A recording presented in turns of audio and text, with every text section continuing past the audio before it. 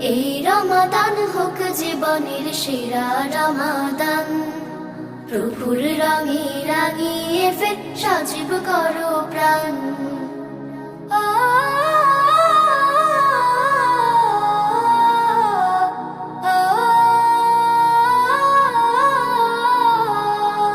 প্রভুর কাছে গুনাহ সকল নাও করে মাফ, রহম চাদর নাও জড়িয়ে ছেড়ে সকল পাপ।